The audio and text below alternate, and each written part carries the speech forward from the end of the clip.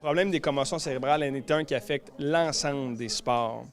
Et certaines fédérations sportives, certains sports ont été bien contents d'être sur le côté et regarder ce débat-là se passer, entre autres, regarder ce débat-là se produire à côté, puis voir le football être persécuté sur la place publique comme le seul sport ou le sport où il y avait un plus gros problème.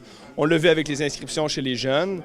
Mais la réalité, c'est que c'est un problème qui affecte l'ensemble des disciplines sportives. Puis même celles qu'on peut moins suspecter, la gymnastique, le cheerleading, le soccer, le rugby, la natation, le volleyball, le basket. Il n'y a pas de sport qui est épargné par cette problématique. Il n'y a aucun sport qui est épargné par la problématique des commotions.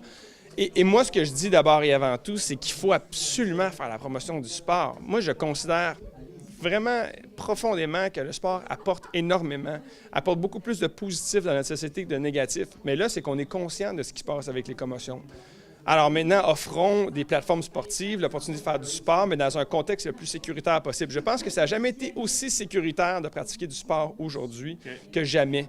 Parce que les règlements changent, on adapte les règlements, le style de jeu, on sévit plus, on protège plus les joueurs que jamais. Alors, c'est correct que le balancier est un peu loin, mais il ne faut pas aller trop loin dans le sens où retirer nos enfants de pratiquer du sport, de craindre qu'ils aient une commotion cérébrale.